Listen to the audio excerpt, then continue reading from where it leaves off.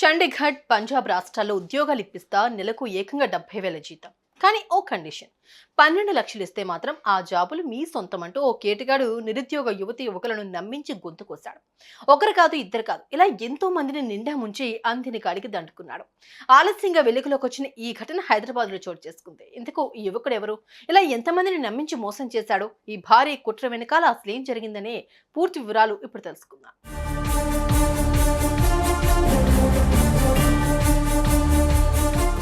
LB నగర్లోని ఎన్టీఆర్ నగర్లో కృష్ణ అనే వ్యక్తి నివాసం ఉంటున్నాడు. ఇతడు గతంలో చాలా చోట్ల పనిచేశాడు, కానీ ఎక్కడా కూడా సంతృప్తి చెందలేదు. అలా అయితే కాదని భావించిన ఈ కేటుగాడు సరికొత్త మోసానికి తెరలేపాడు.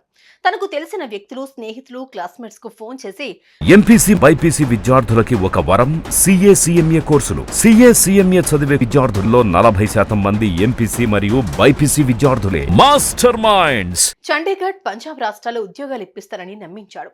ఇతడి మాటలు నమ్మిన ఎంతో మంది అమాయకులు అతడికి డబ్బులు చెల్లించారు. ఇలా ఒక్కొక్కరి నుంచి ఈ మోసగాడు 12 లక్షల వరకు వసూలు చేసినట్లుగా తెలుస్తోంది.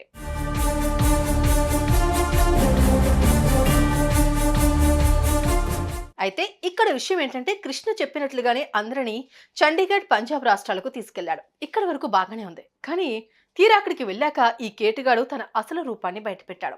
అందరినీ ఓ రూమ్ లో బంధించాడు. ఉద్యోగాలు కల్పించేది లేదు, డబ్బు వెనక్కిచ్చేది లేదు.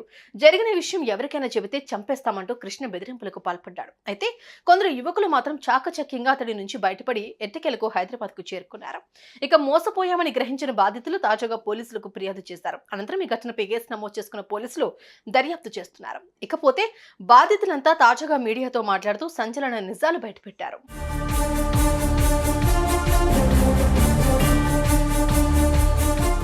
ఉపాధి కల్పన పేరుతో చండీగఢ్, పంజాబ్ రాష్ట్రాలు తీసుకెళ్లి అక్కడ బంధించాడని, ఉద్యోగాలు చూపించకపోగా ఇచ్చిన డబ్బు తిరిగిచ్చేది లేదని వార్నింగ్ ఇచ్చాడని బాధితులు వాపోయారు.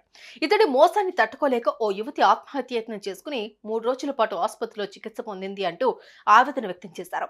ఆ దుర్మార్గుడు ఇలా ఎంతో మందిని మోసం చేశాడని, అతడి చెర నుంచి బయటకు రాలేని వారు చాలా మంది ఉన్నారని అన్నారు.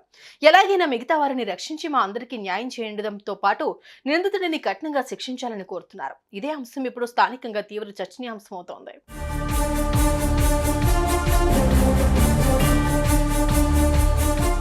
కేవలం కృష్ణ ఒక్కడే కాదు, నిరుద్యోగులను క్యాష్ చేసుకుని ఉద్యోగాలు ఇప్పిస్తానని ఎంతో మంది మోసం చేస్తున్నారు.